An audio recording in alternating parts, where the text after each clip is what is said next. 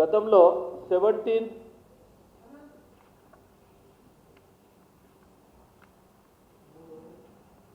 December 2017లో minister of road transport వాళ్ళు highways వాళ్ళు ఒక సర్క్యులర్ ఇవ్వడం ఉంది అన్ని స్టేట్ వాళ్ళకు. క్రాష్ గార్డ్స్ అని, క్రాష్ గార్డ్స్ ప్రతి కారుకు క్రాష్ గార్డ్ ఉండొద్దు. క్రాష్ గార్డ్ ఉంటే మాన్యువల్గా మనుషులకు ఏదైనా యాక్సిడెంట్ అయితే చనిపోవడానికి ఆస్కారం ఉంటుంది.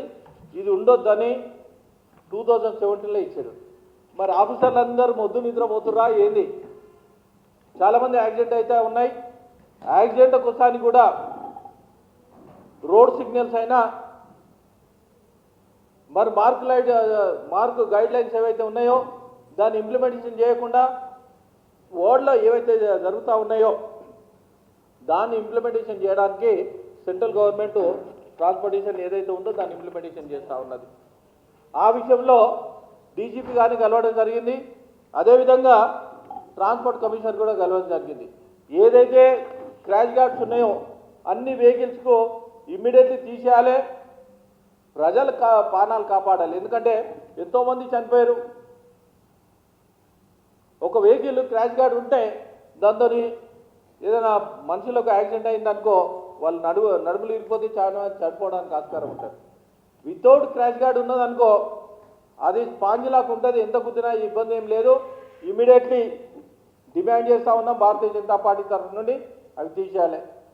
అదేవిధంగా ఫీజు రియంబర్స్మెంట్, ఈ ఫీజు రియంబర్స్మెంట్ ఏదైతే ఉందో 2008లో కాంగ్రెస్ ప్రభుత్వం పిల్లలు చదువుకోవడానికి హయ్యర్ ఎడ్యుకేషన్కు డబ్బులు కట్టలేని పరిస్థితి ఉంది. ఎట్టి పరిస్థితుల్లో కడతాం, మీరు చదువుకోవాలన్న అది కంటిన్యూ నడుస్తుందా. బీఆర్ఎస్ గవర్నమెంట్ ఏదైతే వచ్చిందో 10 సంవత్సరాల నుండి చాలామందికి ఫీజులు ఇవ్వలేక, సర్టిఫికెట్లు ఇవ్వలేక,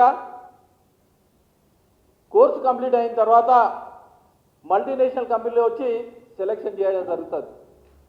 సెలెక్షన్ అయిన తర్వాత వీళ్ళు ఫీజు రియంబర్స్మెంట్ ఇయ్యరు. ఫీజు రియంబర్స్మెంట్ ఇవ్వకపోతే వాళ్ళు సర్టిఫికెట్లు ఇయ్యరు. సర్టిఫికెట్లు ఇవ్వకపోతే పై చదువులు ఏ విధంగా చదువుతారు?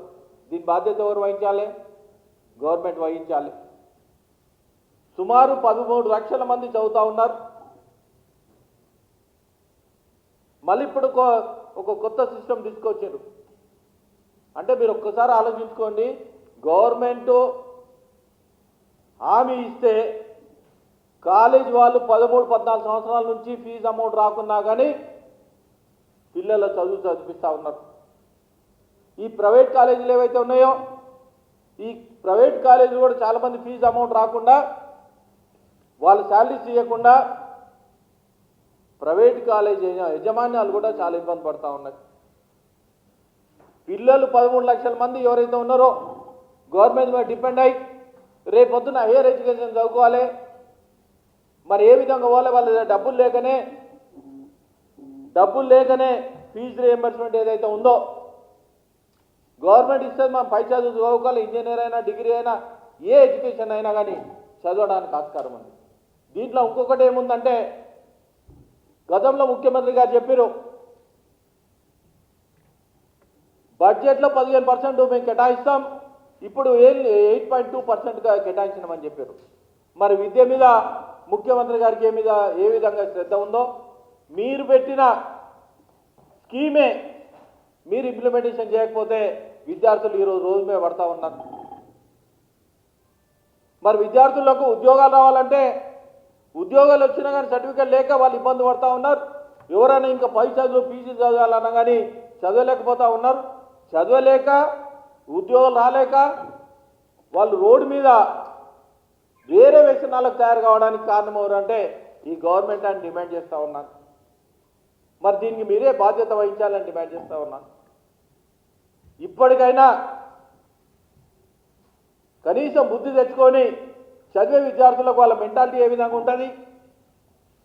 మరి బిలో పావర్టీ ఎవరైతే ఉన్నారో బిలో పావర్టీ వాళ్ళ తల్లిదండ్రులు పేమెంట్ కట్టలేని పరిస్థితి ఉన్నది. పై చదువులో గవర్నమెంట్ మాకు సపోర్ట్ చేస్తుందని చాలా ఆశతో ఉన్నా కానీ నిరాశ చేస్తూ ఉన్నారు. నేను చాలామంది అడిగినాను, తల్లిదండ్రులు కాయ కష్టం చేస్తారు, కూలీలు పోతారు, రిక్షాలు నడిపిస్తారు, ఇంకా ఇతరత్ర పని చేస్తారు, డైలీ వైజ్ పని చేస్తూ ఉంటారు. వాళ్ళ పిల్లలు పై చదువు చదవాలన్నా లేదా రేపొద్దున సివిల్స్ కొట్టాలన్నా మీరు సర్టిఫికెట్ ఇస్తేనే వాళ్ళు పోవడానికి ఆస్కారం ఉంటుంది.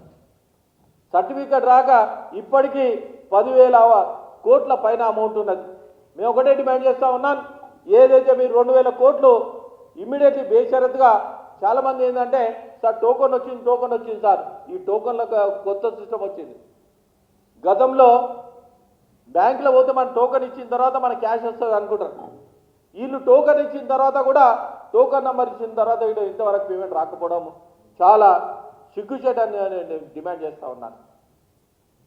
అరే టోకన్ ఇచ్చిన తర్వాత 1000% పేమెంట్ రావాలి. టోకన్ ఇచ్చిన తర్వాత కూడా పేమెంట్ వాళ్ళ కాలేజీ వాళ్ళకు వస్తలేదు. మరి మిమ్మల్ని ఏ విధంగా నమ్ముతారో మీరు ఒక్కసారి పునరాలోచించుకోవాలని డిమాండ్ చేస్తూ ఉన్నాను. అదేవిధంగా ఏదైతే మీరు కమిట్మెంట్ ఇచ్చారో భారతీయ జనతా పార్టీ తరఫున ఒకటే డిమాండ్ చేస్తూ ఉన్నాను, 2,000 కోట్లు ఇమ్మీడియట్లీ వాళ్ళకి రిలీజ్ చేయాలి. మళ్ళీ ఫర్దర్ ఏదైతే ఉన్నదో ఓ వైట్ పేపర్ రిలీజ్ చేయాలని నేను డిమాండ్ చేస్తూ ఉన్నాను. అప్పుడే వాళ్ళ ఎడ్యుకేషన్ మీద నమ్మకం ఉంటుంది. అదేవిధంగా ఉద్యోగాలు ఎవరైతే ఉన్నారో క్యాంపస్ సెలక్షన్ కాలేజీలు ఏవైతే ఉన్నాయో వాళ్ళు వచ్చి సెలక్షన్ చేసుకున్నా కానీ ఆడపిల్లలైనా మగపిల్లలైనా సర్టిఫికెట్ రాక వాళ్ళ ఇంట్లో ఉద్యోగాలు రాకుండా కూర్చుంటా ఉన్నారు. వాళ్ళందరికీ ఉద్యోగాలు రానందుకు కూడా గవర్నమెంట్ బాధ్యత వహించాలి కాంగ్రెస్ ప్రభుత్వం అని నేను డిమాండ్ చేస్తూ ఉన్నాను. అరే కనీసం వీళ్ళకి ఇంతే ఉంది, నిరుద్యోగులకు అంతే ఉంది. అదేవిధంగా ఉద్యోగాలు ఎవరైతే ఉన్నారో వాళ్ళ ఉద్యోగాల కోసం కూడా వాళ్ళకు కూడా చాలామంది తీసేస్తూ ఉన్నారు. వాళ్ళకు కూడా తీసేయకుండా ఉండాలని డిమాండ్ చేస్తూ ఉన్నాను. అదేవిధంగా ఎంప్లాయీస్ ఎవరైతే ఉన్నారో ఎంప్లాయ్మెంట్ ఏదైతే ఉందో ఎంప్లాయ్మెంట్ కోసానికి కూడా ఒక క్రమశిక్షణ మీరు ఇచ్చిన కమిట్మెంట్లు ఏవైతే ఉన్నాయో ఈ కమిట్మెంట్లు కూడా ఫుల్ఫిల్ అతి తొందరగా కూడా ఒక శ్వేతపత్రం రిలీజ్ చేసి వాళ్ళందరినీ ఆదుకోవాలని భారతీయ జనతా పార్టీ తరఫున డిమాండ్ చేస్తున్నాం. Thank you.